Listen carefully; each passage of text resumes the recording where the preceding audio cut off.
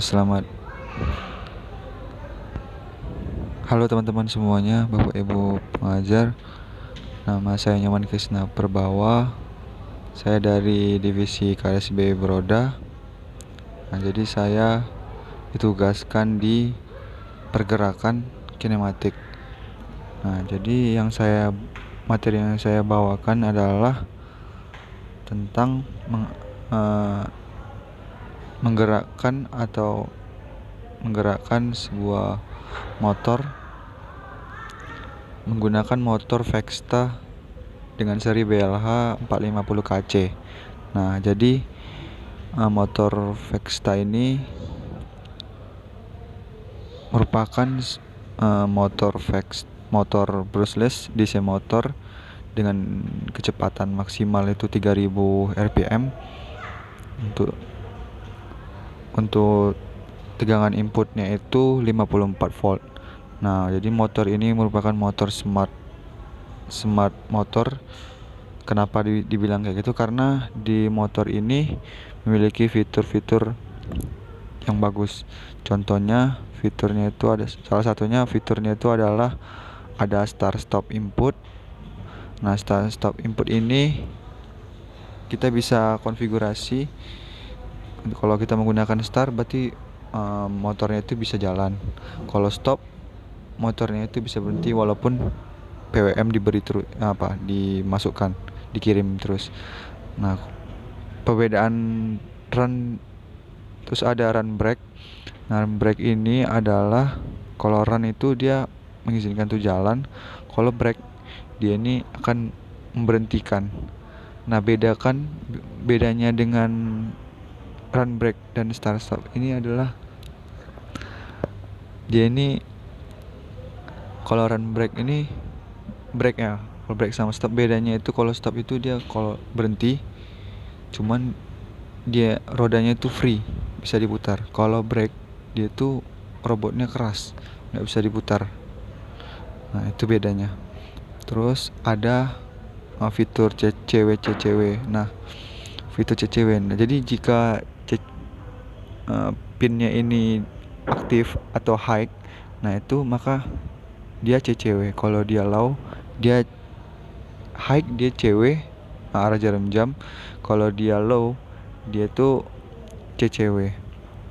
Nah, terus ada internal dan eksternal variabel. Nah, ini maksudnya adalah aksel dieselnya. Jadi kita bisa ngatur aksel dieselnya di drivernya.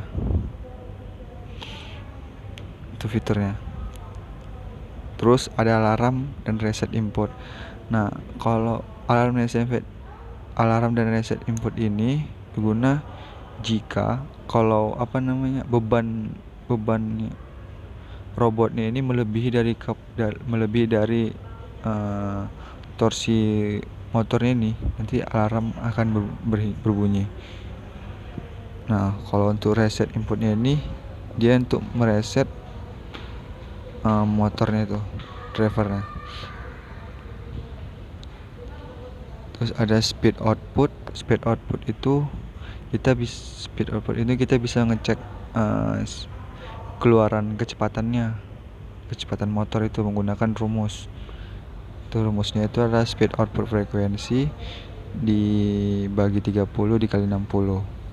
Nah, untuk mendapatkan output frekuensi itu menggunakan 1 per T. 1 per T itu timer. Nah, ini tadi alarm. Nah, mungkin itu. Selanjutnya saya akan menjelaskan programnya. Nah, kalau saya sebenarnya itu motor ini diprogram menggunakan STM32. Nah, karena STM32 nya sudah dipasang di robot, jadi saya coba di Arduino nya, tapi menggunakan satu motor saja. Nah, yang pertama itu cara menggunakan motor Vexta itu di define pin-pinnya. Jadi starting 1 itu dari pin 12, running itu di pin 11, CW1. CW ini maksudnya pin direction ya, direction CW. Nah, itu ada di pin 10, mode itu ada di pin 9, terus PWM ada pin 13. Nah, jadi terus didefinisikan bahwa pulsanya ini 2500. Nah, itu udah ada di spesifikasi motor Vexta-nya. Saya ambil. Terus dibagi 2,5. Nah, terus masuk di void setup di serial begin 9600. Terus didefinisikan pin mode CW1 ini sebagai output, running itu kayak run break tadi ya. Itu sebagai output, starting 1 sebagai output, PWM 1 juga sebagai output, begitu juga mode. Nah, kita lanjut ke void loop. Untuk void loop, untuk mendefinisikan PWM-nya, menjalankan PWM-nya, jadi kita menggunakan analog write, kan PWM 1, terus kecepatannya 255. Terus untuk digital itu udah maksimal 255. Terus kita definisikan lagi digital write mode 1 itu low, terus startingnya itu low, berarti kalau starting dia stop. Terus running high, terus CW1 juga high, berarti dia CW1 berarti dia ke kanan. Nah, gitu.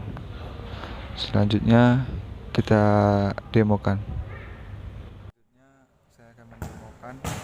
Pertama-tama saya bikin PWM-nya ini 0 ya. Nah, 0 belum jalan. Nah, terus saya upload. Oke, udah di-upload. Terus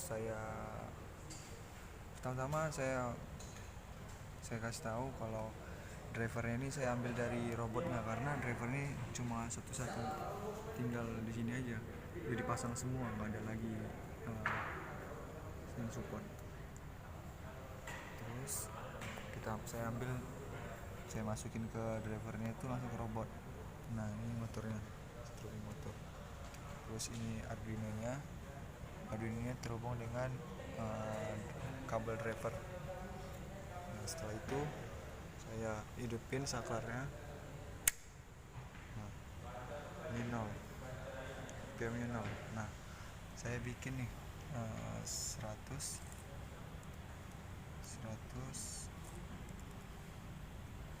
save, terus on. Nah, roda berjalan dengan PWM 100. Kalau kita rendahin, bisa rendahin 10. Nah, ini dengan kecepatan 10. Terus selanjutnya, kan tadi saya bilang ada fitur-fitur run break, start. Nah, kalau mau di breaknya itu, pertama saya bikin dulu ya, 100. Nah, ini 100 kan. Nah, terus saya bikin runnya jadi high, jadi di break kan. Terus kita upload. Nah, jadi berhenti. Terus dia ini kayak mengeras gini. Nah, dia mengeras. Nah, mungkin itu aja. Selanjutnya saya implementasikan ke robot. Gimana cara kerja robot keeper menggunakan 4 roda. Terima kasih.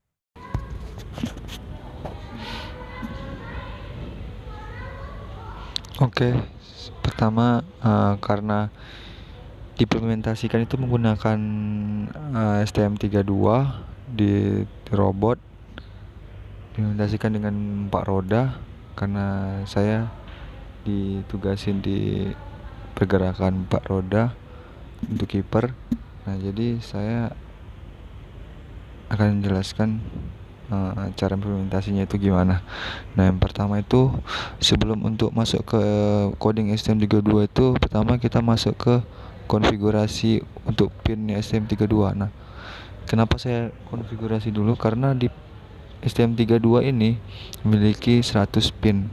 Nah, di satu pin itu bisa ada 4 fungsi, bisa lebih. Nah, yang pertama caranya itu kita konfigurasi dulu pinnya mau di mana dan untuk apa. Nah, kayak di sini kan di pin 12, PB12, PB13 sampai PB15 itu untuk motor 1. Nah, terus untuk di PD8 sampai PD11 itu untuk motor 2. Nah, untuk encoder juga begitu dikonfigurasi. Jadi konfigurasinya sistem UART, sistem USART untuk serialnya. Terus untuk timernya itu sini. Timernya itu kita menggunakan satu timer. Nah, itu bisa dibagi 4 channel, timer 1 channel 1, timer 1 channel 2 sampai channel 4. Nah, itu di STM. Jadi kan kenapa 4? Karena untuk motornya satu motor satu channel gitu. Terus sudah di ini sudah dikonfigurasi input outputnya, terus kita masuk ke generate code. Nah, generate code ini nanti dia masuk ke STM32 masuk sini. Nah, sebelumnya kalau sudah digenerate nih, ditulis dulu di project manager dulu, kita bikin project name-nya, terus ini nama filenya, lokasinya, terus kita bikin toolchain. Jangan lupa untuk toolchainnya. Toolchain ini kita menggunakan SV4 STM32 softwarenya. Kenapa pakai SV4 STM32? Karena di Ubuntu itu bisanya di SV4 STM32. Kalau di Keil itu di Windows. Kalau Keil tuh nggak bisa di Ubuntu, itu hanya di Windows. Nah, makanya saya pakai SV42. Setelah itu kita masuk lagi di red code. Dan pas di red code nanti akan muncul ini. Nah, setelah itu kita mengubahnya, mengconvert dari C, kan dia keluar STM32 ini kan C kan, bahasanya bahasa C. Jadi karena di ROS itu tidak bisa menggunakan bahasa C, jadi kita convertnya itu klik kanan, terus nanti di sini ada convert to C. Tadi kan awalnya convert C kan. Jadi nanti mau di-convert ke CPP, kita convert tuh, nanti ada tulisannya CPP di sini. Kita convert. Nah, setelah itu karena kita menggunakan sistem operasi ROS, jadi kita include lah library-nya yang diperlukan seperti ROS.h, stdmsg, string.h, uint16.h, terus string, system, iostream, dan stdstream. Nah, jadi saya kasih tahu lagi kalau di STM32 ini menjalankan cuma dua ini motor dengan encoder. Nah, jadi karena saya akan jelaskan motor saja. Terus di sini ada ini fungsi odometri itu untuk encodernya. Nah, pertama itu ROS not handle, terus stdmsg string, ROS publisher. ROS publisher ini dia tuh meng-publish data encoder. Terus ROS subscribe itu kayak berlangganan, kan subscribe itu kan berlangganan, jadi dia tuh mengambil berlangganan di motor sub itu motor PWM dari C++ nya kinematik, hasil inverse-nya. Nah, terus ini ada fungsi berhentinya ya. Jadi kalau dia if x sama dengan 1, maka motor 1 itu mati. Nah, yang digunakan tuh if x sama dengan 0, itu maksudnya sama dengan 0 itu baru mulai. Kalau dia 0 gitu PWM-nya, nanti dia berhenti. Terus ada constraint ini untuk memilah nilai yang ini. Nah ini float constraint nih. Nah jika value-nya kan ada nih value float dengan float A dan float B. Nah jika value lebih besar daripada A, maka dia return A, maka nilainya A. Jika dia value-nya lebih besar dari B, maka dia nilainya B. Nah jika kalau tidak kan berarti tidak besar tidak kecil dari A dan B kan, jadi dia nilainya value. Nah lanjut ke motor. Ini untuk motor 1, motor 2, motor 3, motor 4. Ini untuk PWM nya. Nah jadi void motor 1 float speed. Nah float speed ini adalah variabel lokal sama float X. Nah jika speed ini nilai motornya, atau kita langsung ke sini, kita alurnya gimana ya, saya kasih tahu. Nah pertama kan tadi kan ada subscribe hasil motornya kan. Nah hasil motor, nah ini subscribe std string motor sub ini nama yang publishnya itu. Nah terus hasil inverse ini apa namanya, nilai value hasil inverse itu masuk di fungsi PWM callback. Nah kita cari nih PWM callbacknya. Nah ini PWM callback kan, jadi dia tuh PWM callback itu dia ngambil data string data msg data, terus dia masuk ke parsing. Nah masuk di parsing ini ada fungsi parsing. Ini fungsi parsing ini adalah untuk memilah maksudnya kayak membagi gitu, mengkelompokkan. Kan dia subscribe, dia mengambil data dari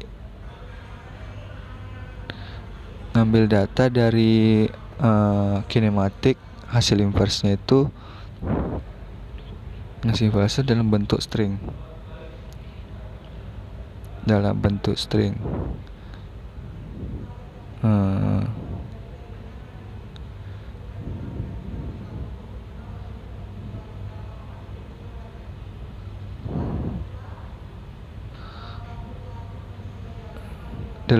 string ya nih, di inverse ini kan, dia masuk ini kan hasil inverse-nya. Nah, hasil inverse-nya itu masuk ke string. Ini kan jadi string dengan data jadi str jadi string. Terus masuk ke di publish lah nih data inverse-nya nih, masuklah ke sini di PWM callback. Tadi PWM callback itu masuk ke sini ke parsing untuk dipilah, dibagi. Nah jadi kan dia kan period 1, period 2, period 3 nih sampai period 4. Nah jadi dipilah period 1 value 1 ini period 1, period value 2 period 2, value 3 period 3, value 4 period 4. Terus masuk ke sudah dipilah nih, terus masuk ke PWM. Jadi fungsi PWM to motor ini memanggil value 1, value 2, value 3, value 4. Nah, masuk nih di PWM to motor. PWM to motor itu memiliki local variable pertama M1, M2, M3, M4. Nah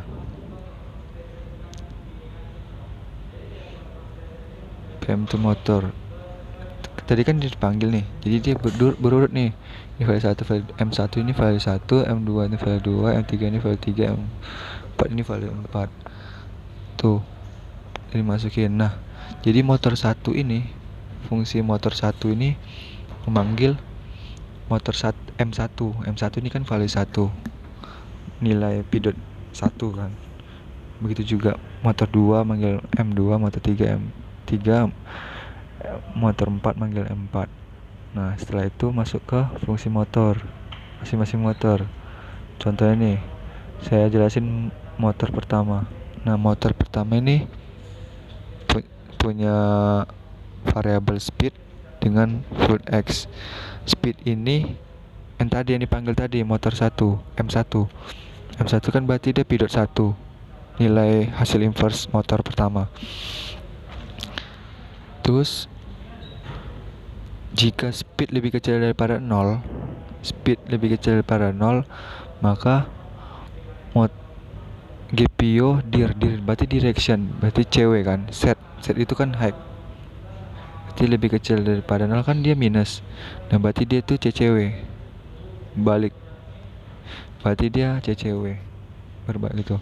Nah terus run GPIO port, run 1 spin, terus ada GPIO pin set. GPIO set sama reset. Set itu high, reset itu low. Nah jadi karena dia reset berarti dia low kan, berarti dia tuh mengizinkan untuk berjalan. Kalau high dia break. Nah terus ada start 1 dia reset, berarti dia low. Nah terus untuk PWM nya itu untuk kondisi motornya kan.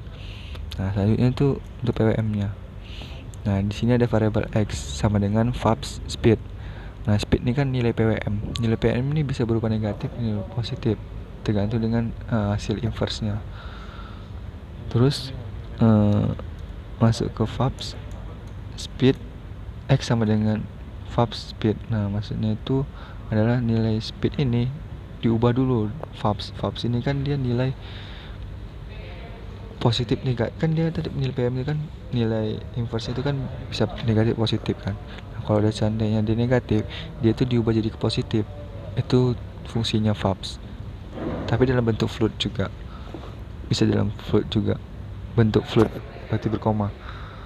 Nah, terus jika Y lebih kecil sama dengan 0,99 maka 0.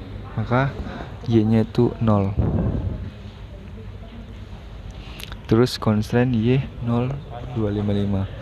Nah terus HTIM 1 dot instance, terus CCR1 sama dengan VAPS Y. Maksudnya itu adalah ini seperti dengan di Arduino ya. Kalau Arduino itu kan dia kalau manggil PWM nya, menggunakan PWM nya itu kan pakai analog write, terus PWM variabelnya kan PWM, terus 255 itu kan kecepatannya. Nah kalau di STM32 yaitu HTIM1 itu maksudnya channel 1 nih, apa di timer 1, terus instance CCR1 itu berarti channel 1 sama dengan VAPS Y. Nah di Y ini tadi kan udah dikalkulasi nih, di float Y nih 0,7708 dikali X ini kan nilai apanya kan, nilai PWM nya. Nah berarti kan bisa jadi ada negatifnya.